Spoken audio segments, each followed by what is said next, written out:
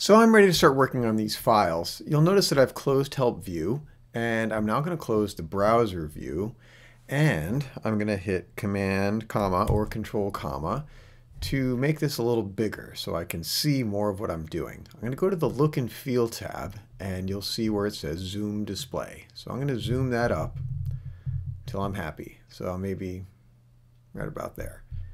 Your mileage may vary.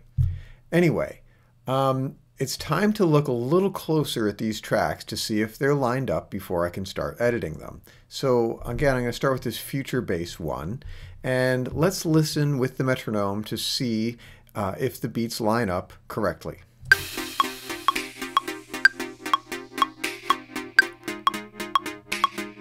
The song is definitely warped, but I'm not sure that is exactly where it needs to be. So I'm going to zoom in a little bit, and you can look really close and see those little white lines. Those little white dots there are warp markers. Ableton put those there because Ableton sees each one of these little audio transients as an event.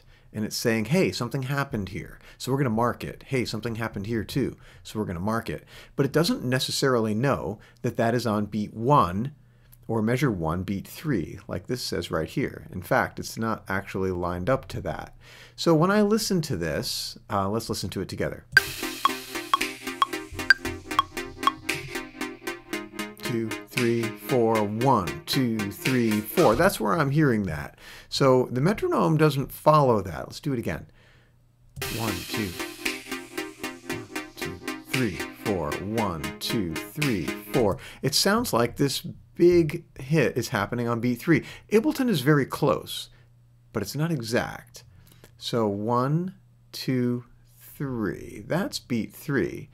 So we're pretty close, and this does look like it's beat 3 when I count through it. 2 and 3 and 4 and 1 and 2 and 3 and 4 and 1 and 2 and 3. That seems to make sense, but this isn't actually on beat 3. So what I'm going to do is grab this and notice that I pulled it over and all of those warp markers just followed. I'm going to do that again. Control Z to undo. See how the warp markers aren't actually on the beat? I'm going to grab this. I'm going to click here. I'm going to get this handle, and then I'm going to pull over, and everything snaps in. So let's see. 1, 2, 3, 4. 1, 2, 3, 4. 1, 2, 3, 4. That makes sense. And with the metronome,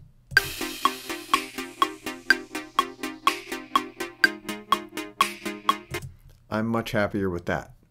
Let's go to the next one. Hop Electro. Same thing. Let's listen to it. I'm going to hit stop over here and hit play on Hop Electro.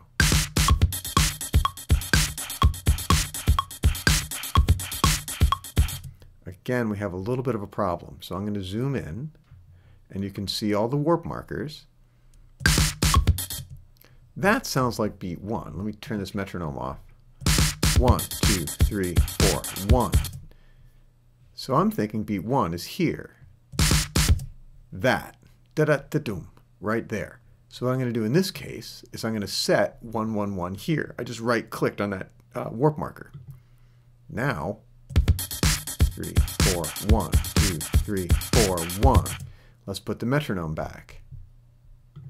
2, 3, 4, 1, 2, 3, 4. Good. So that was easy. This actually starts on beat 4 of the previous measure. There's a little pickup to it. No big deal. Next sample. I'm going to zoom in so I can see what's going on. 3, 4, 1, 2, 3, 4, 1, 2, 3, 4. That sounds okay, and it looks like all the warp markers have actually kind of lined up, so I don't really need to do anything with that. The last one is Edm Pop. We'll take a peek. Oh, and I've already got a little loop bracket going on there. I'll turn that off.